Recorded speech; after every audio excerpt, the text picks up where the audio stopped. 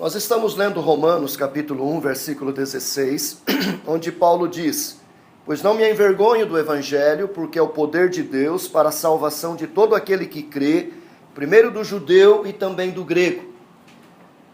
Paulo estava dando aqui nesta afirmação, nesse testemunho, ele estava dando aqui as razões pelas quais ele não tinha vergonha do evangelho. Como disse João Calvino, ele sabia que o evangelho era motivo de vergonha, de constrangimento para o ímpio, para o mundo. Ele sabia que ele, sendo cristão e discípulo de Cristo, era visto com desprezo, com desdém por aqueles que não entendem, não compreendem o evangelho, porque o evangelho é loucura para os gregos, é escândalo para os judeus, e sendo ele um porta-voz do evangelho, ele era visto com desprezo. Mas ele diz: eu não me incomodo com isso, eu não me envergonho do evangelho, não me envergonho de ser um cristão, um discípulo, um apóstolo, um pregador deste evangelho. Vimos na semana passada que a primeira razão é porque o evangelho é o poder de Deus. Ele diz: pois não me envergonho do evangelho, porque é o poder de Deus. O evangelho é a própria pessoa de Jesus Cristo, Deus encarnado. João diz: e o verbo se fez carne e habitou entre nós, e vimos a sua glória, glória como do unigênito do Pai. Cristo é o Deus encarnado, é a manifestação do poder de Deus. Paulo, escrevendo aos Filipenses, ele diz que o Cristo que se humilhou, que se tornou homem, que se fez servo, que se esvaziou, ele, depois da sua morte e ressurreição, recebeu o nome que está acima de todo nome, para que diante dele se dobre todo joelho nos céus, na terra e debaixo da terra. Ele recebeu toda a autoridade, todo o poder. Paulo diz: eu não me envergonho do evangelho, porque o evangelho é poder de Deus.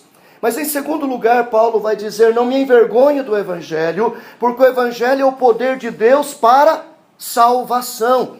O evangelho tem um propósito, tem um objetivo, e o objetivo do poder de Deus manifesto em Cristo é salvar. O próprio Cristo disse, João explicou isso de forma muito clara no seu evangelho: ele não veio para condenar o mundo, mas ele veio para que o mundo fosse salvo por intermédio dele. Então o poder de Deus é usado para salvar. Cristo é o Salvador. Quando ele nasceu, os anjos anunciaram, dizendo: eis que vos nasceu na cidade de Davi o Salvador, que é Cristo o Senhor. Cristo disse: eu sou o bom pastor dá a vida pelas ovelhas, eu vim para que tenham vida, e vida em abundância. Ele mesmo disse: em verdade vos digo, aquele que ouve estas minhas palavras, crê naquele que me enviou, tem a vida eterna, não entrará em condenação, mas já passou da morte para a vida.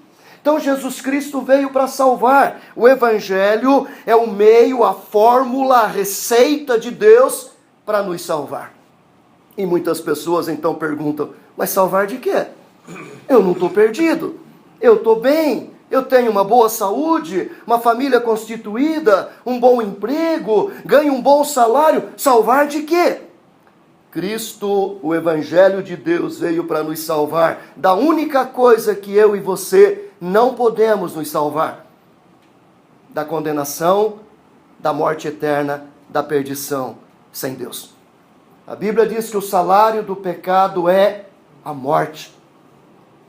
Sem o evangelho de Cristo, todo ser humano, não importa a sua cultura, não importa a sua formação acadêmica, não importa os seus recursos materiais, não importa a sua saúde física, não importa a sua beleza, não importa os bens que ele tem, não importa o seu poder, a profissão que ele exerça, sem o evangelho de Cristo, todo ser humano está morto em seus delitos e pecados.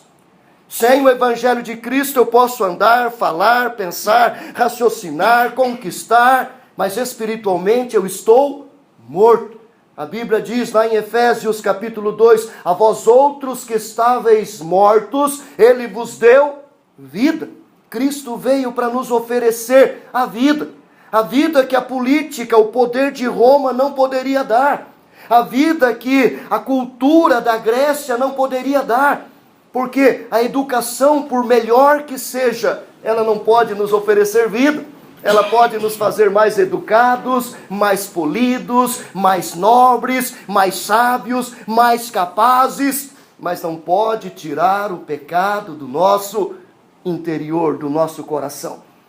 Roma não podia fazer isso com o seu poder bélico. A Grécia não podia fazer isso com a sua filosofia e com o seu poder intelectual.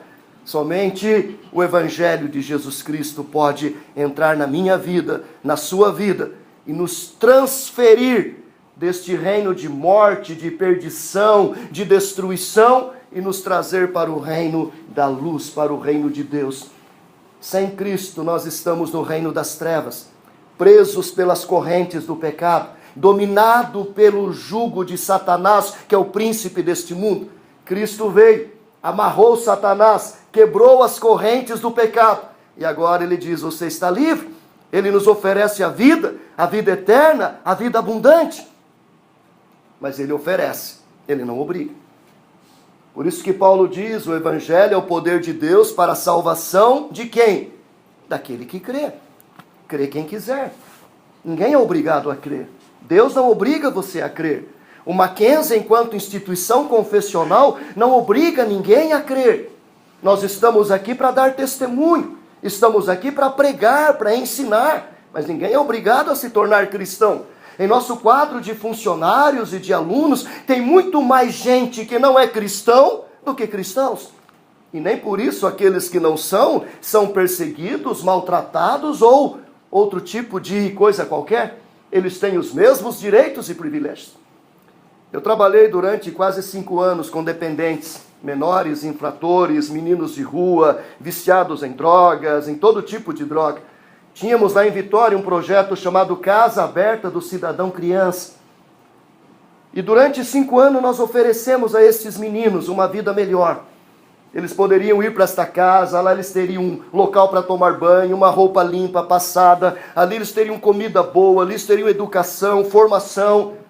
Mas a gente oferecia. Você não pode agarrar os meninos no meio da rua, ainda que você saiba que você vai dar uma coisa melhor para eles, ainda que você saiba que se ele continuar naquela vida ele vai morrer, e eu tive o desprazer de ver morrer na minha frente meninos de 10, 11, 12 anos de overdose. Saber no outro dia que ele não veio porque foi morto num tiroteio com a polícia e levou um tiro na cara e morreu.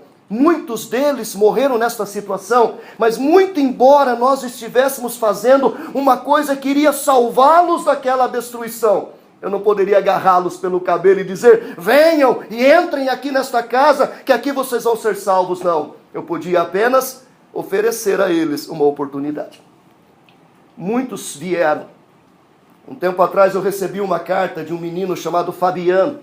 Estava lá na minha sala, chegou um envelope e estava escrito lá meu nome, endereço, e do outro lado Fabiano alguma coisa. Falei: gente, não conheço ninguém com esse nome. Então abri o envelope, tinha lá umas 5 ou 6 páginas escritas à mão, e eu comecei a ler. Ele disse: pastor Carlos, eu sou Fabiano, eu sou um dos meninos de rua que o senhor ajudou lá em Vitória, no ano fulano de tal. Eu queria dizer que eu sou um cristão. Hoje eu estou terminando o meu curso de seminário, aqui no seminário da Assembleia de Deus em Guarapari. E o meu desejo um dia é ser um homem como o senhor, um pregador do Evangelho.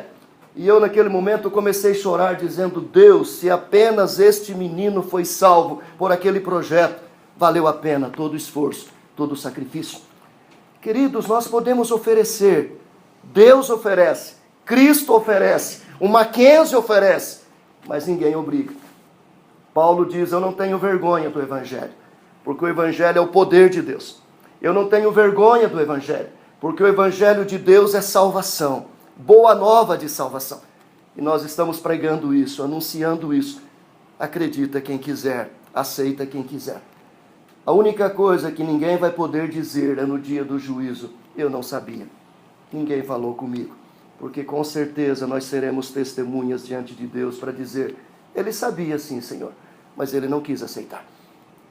Que Deus nos ajude, que Deus nos dê o discernimento, que Deus nos dê a sabedoria, e que como Paulo nós possamos dizer: não tenho vergonha de ser cristão, de ser luz do mundo, de proclamar isso, porque o Evangelho, ainda que seja para o mundo motivo de chacota e de desdém, para aquele que crê ele é poder, poder que salva, poder que restaura, poder que nos dá a única coisa que eu e você não podemos conquistar com os nossos esforços: vida, vida eterna, vida abundante. Isso só Deus em Cristo pode fazer.